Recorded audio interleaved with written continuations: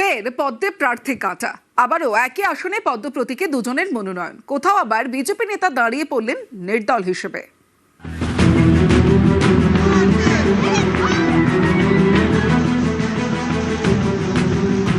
বিজেপির দাবি ২৬-এ তারাই বাংলা দখল করবে, সেই মতো কোমর বেঁধে নামছে গেরুয়া শিবির।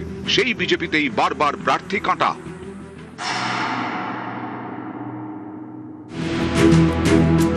নদিয়ার কৃষ্ণনগর উত্তর বিধানসভা আসন ২১-এ এই কেন্দ্রে বিজেপির টিকিটে যেতেন মুকুল রায়। জয়ের ব্যবধান ছিল ৩৫,০০০। ২৪-এর লোকসভায় কৃষ্ণনগর উত্তরে বিজেপির লিড বেড়ে হয় ৫৩,০০০। এরকম একটি আসনে এবার পদ্মে প্রার্থী কাটা। কৃষ্ণনগর উত্তরের বিজেপি প্রার্থী হিসেবে অনেকের নাম নিয়ে গুঞ্জন শোনা যাচ্ছিল। ৪ এপ্রিল পঞ্চম তালিকায় কৃষ্ণনগরের উত্তরের প্রার্থী ঘোষণা করে বিজেপি। টিকিট দেওয়া হয় তারকনাথ চট্টোপাধ্যায়কে। বিজেপি কর্মী সমর্থকদের অনেকেই এটা মেনে নিতে পারেননি, শুরু করে দেন বিক্ষোভ।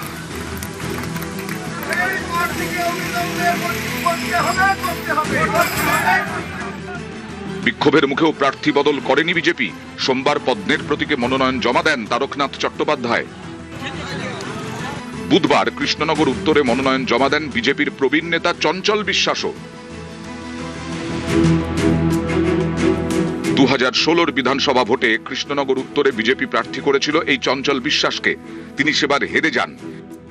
সেই চঞ্চল বিশ্বাস এবারেও মনোনয়ন জমা দিয়েছেন, যদিও দল টিকিট দিয়েছে তারক চট্টোপাধ্যায়কে।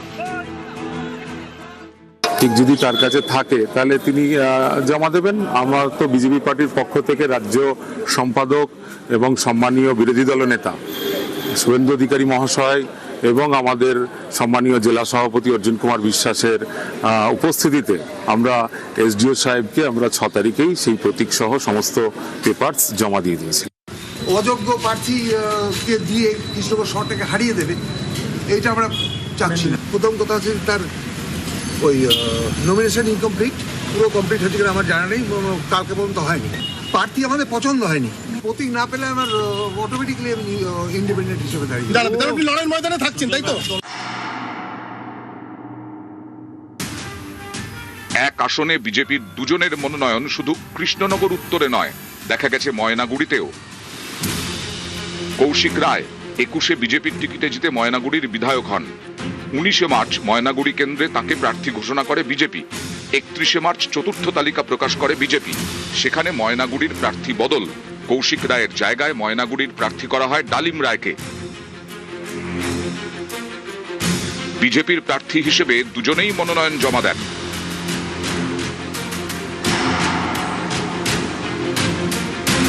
উত্তর ২৪ পরগনার গাইঘাটাতেও পদ্মে প্রার্থী কাটা। বিজেপি এখানে টিকিট দিয়েছে ২১-এ জেতা সুব্রত ঠাকুরকে। এ নিয়ে বিজেপিরই অনেকের মধ্যে ক্ষোভ। ঠাকুরবাড়ির সদস্যের বিরুদ্ধে একগুচ্ছ অভিযোগ তুলে নির্দল প্রার্থী হিসেবে মনোনয়ন জমা দিয়েছেন তনিমা সেন। তিনি বিজেপির বনগাঁ সাংগঠনিক জেলার মহিলা মোর্চার প্রাক্তন সভানেত্রী। গত ১৪ বছর ধরে পার্টির পিছনে দিয়েছি। গাইঘাটা বিধানসভায় দীর্ঘদিন ধরে যে সকল বিজেপি কর্মীরা বঞ্চিত হয়ে আছে তাদের স্বার্থে আমি আজকে এই নির্দল প্রার্থী হিসেবে এখানে দাঁড়াই। গত ৫ বছরে সুব্রত ঠাকুর মানুষের জন্য কিচ্ছু করেননি। কলকাতা বন্দরে এবার বিজেপির প্রার্থী রাকেশ সিং জেল থেকে ছাড়া পেয়েই বিজেপির প্রার্থী, কিন্তু সেটা ঘোষণা হলো কবে? একেবারে মনোনয়নের আগের দিন। কলকাতা বন্দরে ভোট দ্বিতীয় দফায় ২৯ এপ্রিল। দ্বিতীয় দফার ভোটের জন্য মনোনয়ন জমা দেওয়ার শেষ দিন বৃহস্পতিবার ৯ এপ্রিল। ঠিক তার আগের দিন অর্থাৎ ৮ই এপ্রিল রাকেশ সিংকে প্রার্থী ঘোষণা করে বিজেপি।